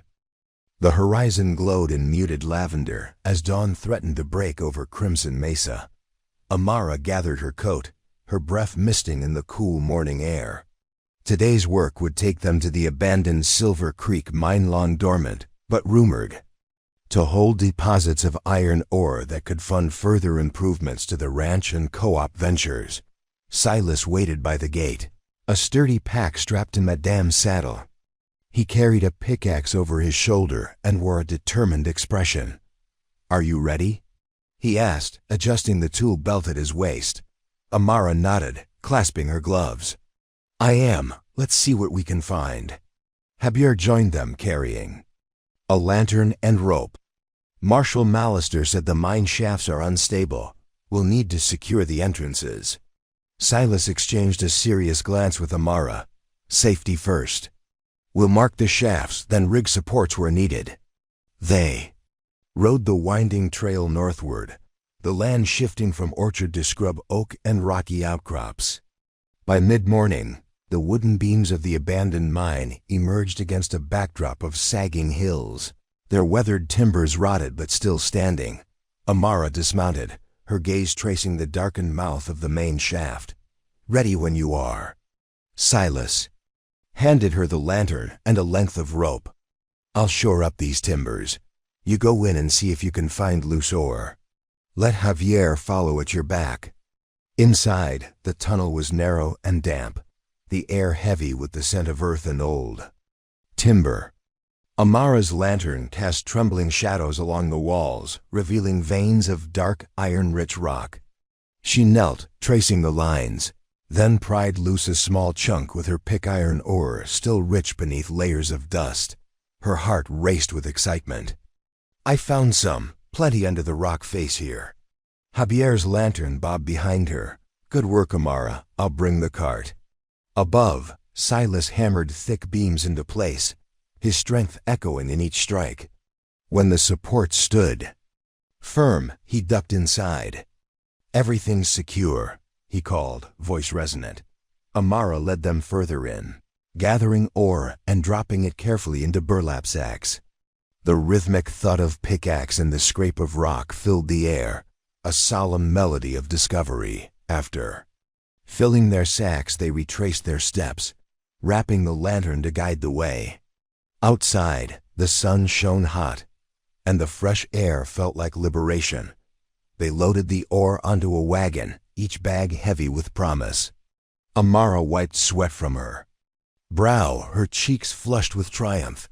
Silas guided Madame to the front, mounting with practiced ease. "This haul will cover the fence supplies and leave extra for the mill's expansion." Amara climbed up beside him, breathless with satisfaction. "It'll change everything." The ride home was triumphant, the pack horse's steady clip-clip. A heartbeat of prosperity. Back at the ranch, Mrs. Kepler had turned the bakehouse into a staging area. Benches cleared, sacks lined along the walls, and a small scale set on a table. Amara and Silas led the neighbors in counting the ore, the numbers adding to a collective gasp. Thomas Murphy clapped Amara on the back. "Remarkable find, Miss Vuss. You've secured our future." Silas smiled, pride bright in his tired eyes.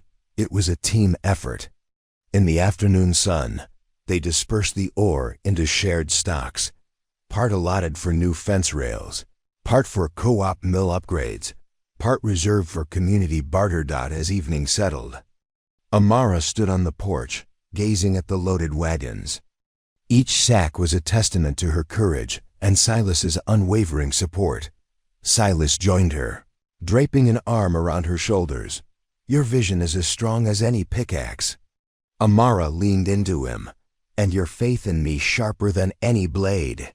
They watched the sun dip behind the hills, Crimson Mesa's endless promise reflected in their intertwined fingers, two hearts forging a legacy of resilience, partnership, and unyielding hope. A chill wind swept the morning light across Crimson Mesa, rattling the porch shutters with imperceptible urgency. Amara stepped outside, her boots crunching on frost-kissed earth as she surveyed the expanse of land they had tamed together. Under a slate-gray sky, the orchard's swelling buds trembled with untold promise and a whisper of caution. Silas appeared at her side, cloak drawn close against the breeze. His gaze tracked the horizon where a ragged plume of dust rose from the old wagon road, the telltale sign of a rider approaching fast and alone. "Javier mentioned a lone courier heading this way," Silas murmured, tension threading his words. "But he's coming too quick for routine deliveries." Amara's heart tightened. "Let's meet him." They mounted silently, riding down the drive toward the corral where the courier's horse, wild-eyed and frothing, thundered into view.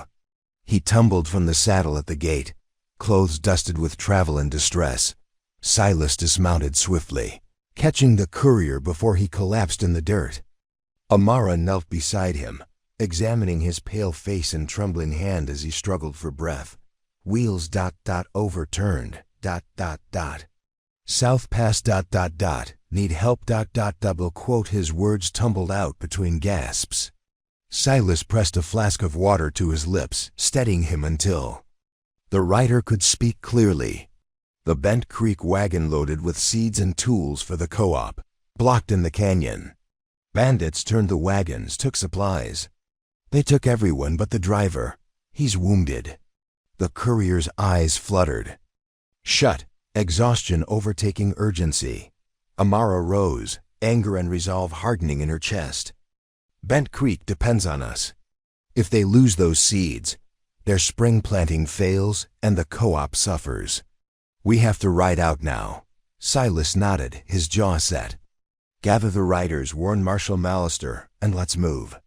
Within minutes, Crimson. Mesa's gates opened to a flurry of activity. 7 riders, Silas, Amara, Javier, and 4 ranch hands mounted determined steeds. Supplies were strapped tight. Bandages, spare ammunition, and packs of scarce corn seed to replace what might be lost. As they spurred toward the South Pass, the wind carried the scent of impending rain and the weight of a desperate mission. The path to the canyon wound through rocky ridges where wild horses sprinted and eagle cries echoed overhead, a reminder of the untamed world beyond. Amara rode beside Silas, voice steady despite her racing pulse. We'll flank them from above the ravine. Take them by surprise and secure the supplies. Silas studied the cliffs below, then reached for her hand. Stay close. We're in this together. They crested the ridge as the canyon mouth yawned before them, its walls scarred by centuries of wind and water. Below, the overturned Bent Creek wagon lay on its side, shattered wheels splayed like broken ribs. Bandits 6 in number, armed and ruthless, fanned out, guarding barrels of seed sacks and crates of tools. A man lay bound near the central campfire, his shirt soaked red with blood. Silas dismounted, signaling the others. Amara tied her horse and crouched beside Javier, clutching her Spencer rifle. Clarity washed over her. This was not a chore or a choreographed ceremony, but a fight for survival for community. Silas gave a single nod, and the attack erupted. Javier's lantern smashed against a boulder, extinguishing its flame and plunging half the clearing into darkness. Shouts echoed off the canyon walls as the riders fanned out, rifles rising with practiced precision. Amara's first shot cracked through the dawn air, disarming the nearest outlaw as he raised his pistol. The outlaw's surprise gave her the split-second advantage to capture his weapon before it could clear leather. The bandits returned fire, pellets ricocheting off rock and wood. Amara felt the sting of bug pellets across her sleeve, but adrenaline sharpened her focus. She darted for cover behind the wagon's body, twisting to fire again and pinning 2 more outlaws against a fallen crate. Silas moved like a shadow, rifle raised, coordinating the assault. At his signal, the ranch hands blocked the eastern ridge, cutting off any retreat. One bandit attempted to flee with a sack of seeds, but Javier intercepted him, lassoing his arm and pulling him to the ground. In the center of the chaos, Silas and Amara converged on the wounded driver, his hair matted with grit and blood. Amara knelt, cutting his bindings and applying compresses to stem the flow of crimson. Driver's hurt, but he'll live, she reported, voice calm amid the bedlam. Silas nodded, voice low. Secure the supplies and bind the rest. We ride for help. He handed Amara a handful of bandages. Stay with him. She pressed strips of cloth to the driver's wounds, murmuring reassurances as he drifted between consciousness and pain. Outside, the last of the bandits fell silent, hands raised or bound by rough rope. The rattling breath of horses and the muted murmur of relief overpowered the canyon's gloom. Silas rejoined her, scanning the perimeter. We hold them here until Mallister arrives. Then we'll move both driver and seeds back to safety. Amara looked at him, eyes fierce, heart resolute. We did it together. He offered a bruised but genuine smile. Together always. As dawn broke, fully spilling golden light into the canyon's depths, the riders organized the salvaged seeds and guided the wounded driver onto a pack horse. The Bent Creek wagon, now upright and secured with fresh wheels, carried what was left: tools, spare feed, and the indomitable spirit of cooperation. They rode back to Crimson Mesa as a tight formation, the canyon's echoing silence replaced by the steady beat of hooves and the promise of returning dawn. The storm clouds had receded, revealing a sky as clear as possibility itself, and in the heart of it all, Amara and Silas, scarred, tested, unbroken, led the way, guardians of the land they had built and the future they would forge, one courageous ride at a time. Silver light filtered through drifting clouds as Amara stepped off the porch, the morning air cool with the scent of wild sage and fresh hay. Today, Silas and she would welcome the county engineer, who arrived to assess the new pavilion and plan. Reinforcement for the orchard's irrigation ditches, an essential step before the summer heat set in. Silas appeared at the gate, rolling a set of blueprints under his arm. His eyes, clear and determined, met hers as he spoke softly. The engineer's wagon should arrive by mid-morning. Let's show him our work so far. Amara nodded, smoothing the skirt of her riding dress. Lead the way. I've already routed the channels through the east orchard. Javier stood by the spring house, adjusting his coat as he listened to the murmur of a distant wagon creaking along the gravel road. He tipped his hat as they passed, his patient nod conveying readiness to assist whenever called upon. They reached the nascent pavilion at the grove's edge, sturdy oak beams crafted from salvaged mill timbers, bound by iron brackets forged from their first mine yield. Raised wooden benches curved around the structure, framing a view of hills reddened by iron-rich soil and dappled with spring blooms. Silas unrolled the blueprints on a carved railing. Here's where we'll add stone buttresses and channel. A small courtyard for gatherings. It'll protect the seating area from runoff and keep visitors dry during rain. Amara traced the lines of the drawing with her finger. Perfect. We'll use local sandstone for consistency with the homesteads. Aesthetic. Javier pointed toward the road, where a wagon drawn by two sturdy geldings appeared, wheels crunching over gravel. The county engineer, a lean man with silver-streaked hair, stepped down, surveying the pavilion with a keen eye. Mr. Harrison? Silas called, stepping forward in greeting. The engineer nodded, offering a firm handshake. Mr. Creed, Miss Voss, I've read your report's impressive progress. His gaze drifted to Amara with professional curiosity. Your irrigation channels have excellent grade. I can see the water flows steadily without erosion. Amara inclined her head.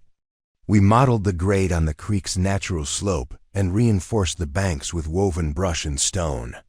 Harrison studied the banks, running a hand over the woven bristles. Ingenious.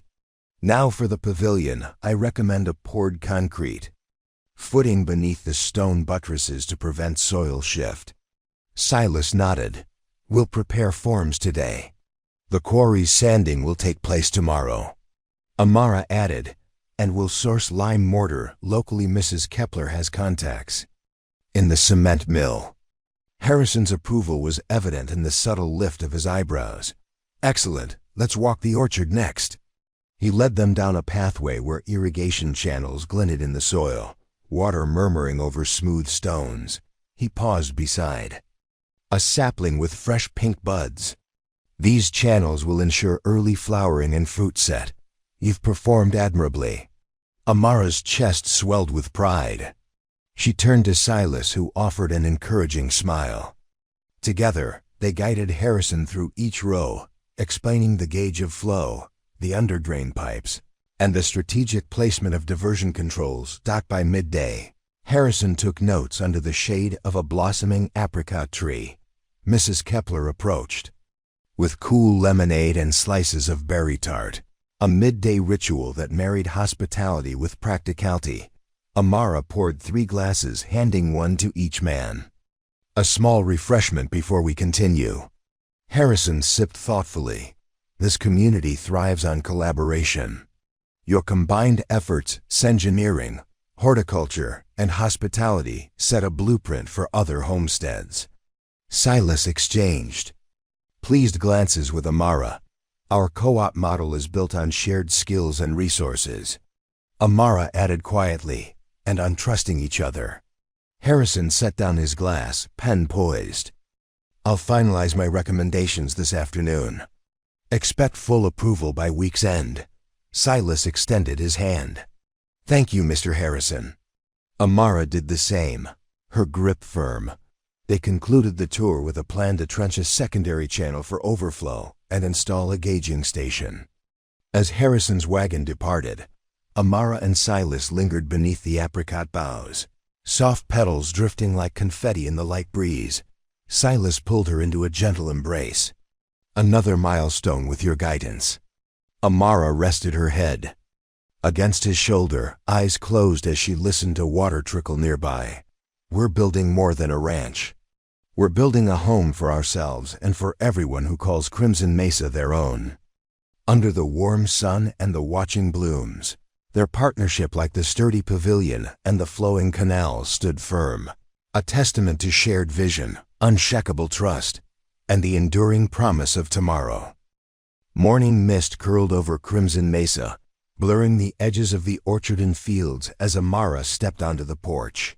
Today held a different urgency. The county health inspector arrived to examine the homestead's water supply and communal kitchens.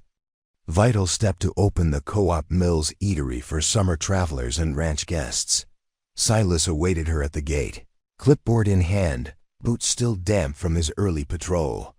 His usually steadfast gaze held a flicker of anticipation. Good morning. Health inspector runs strict guidelines. Ready? Amara exchanged her riding gloves for a clean pair. I've reviewed the checklist. Javier approached, tool belt replaced by a spotless apron, and offered her a courteous nod. Kitchens. Spotless and ready for inspection. Inside, Mrs. Kepler supervised a final sweep of the dining hall. Tables gleamed, unblemished by crumbs. Windows were open to catch the fresh breeze, and jars of preserved fruits lined the pantry shelves with neat precision.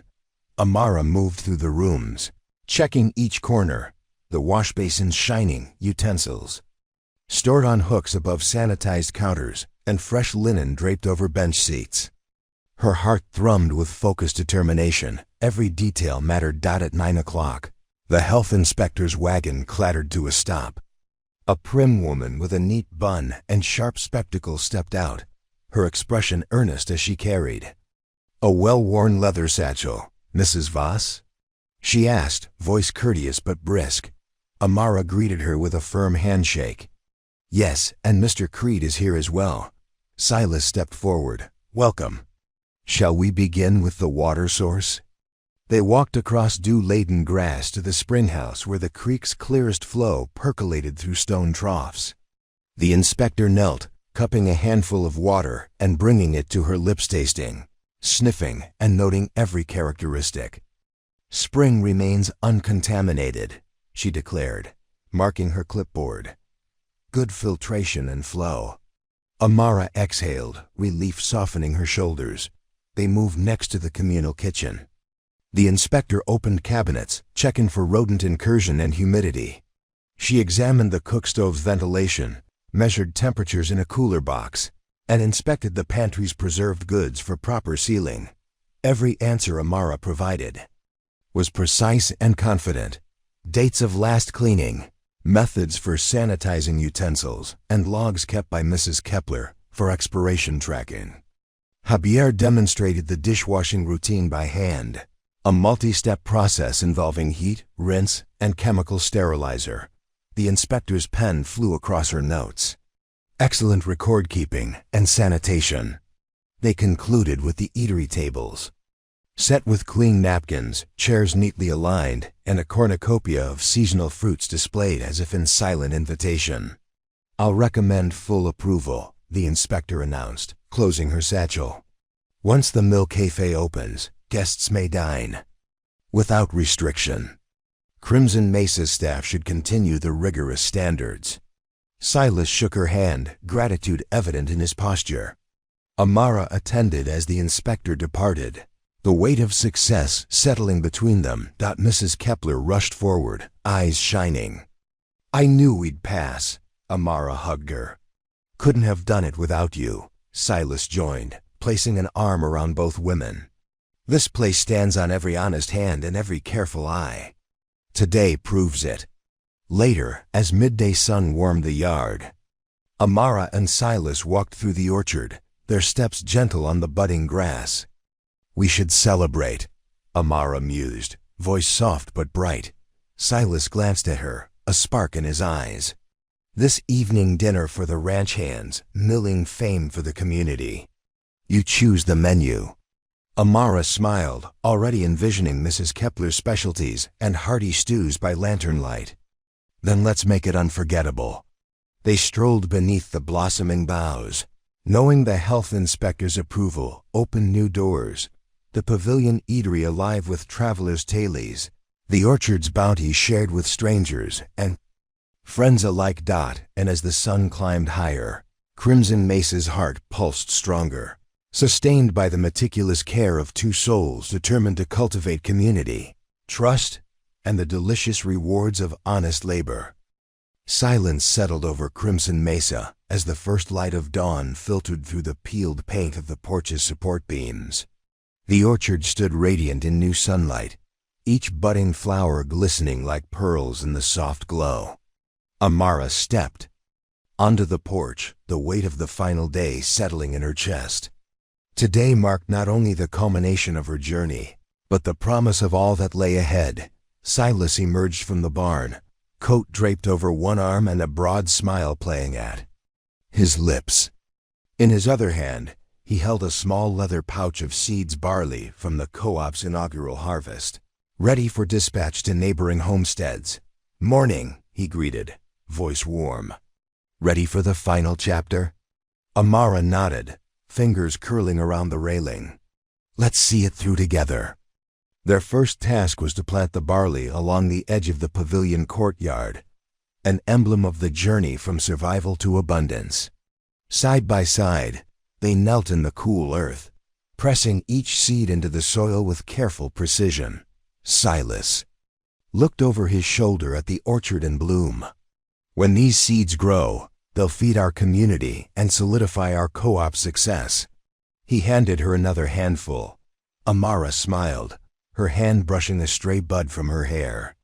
"Every seed, every sapling, every fence post, it's all a testament to what can be built with trust."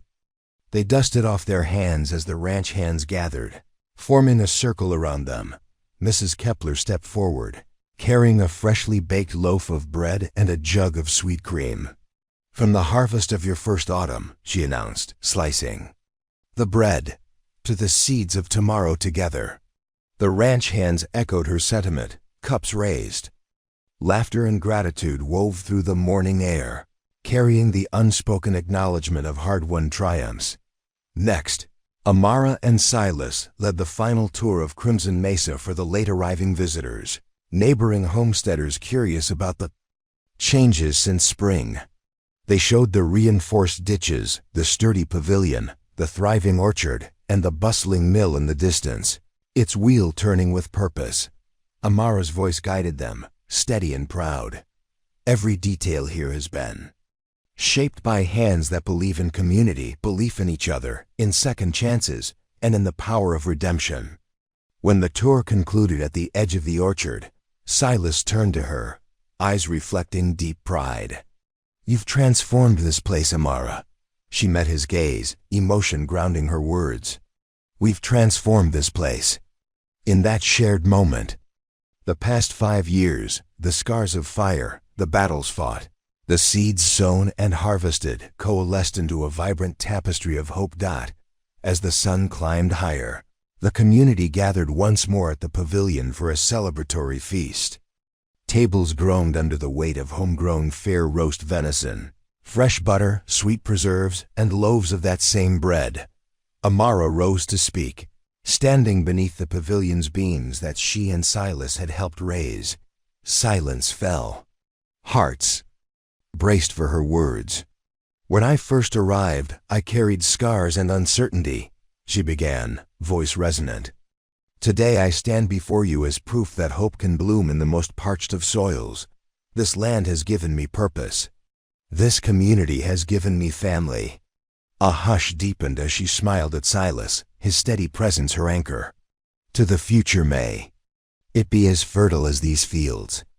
2 more great stories are next. Don't miss them. Subscribe and turn on notifications. Her final words hung in the air like a benediction.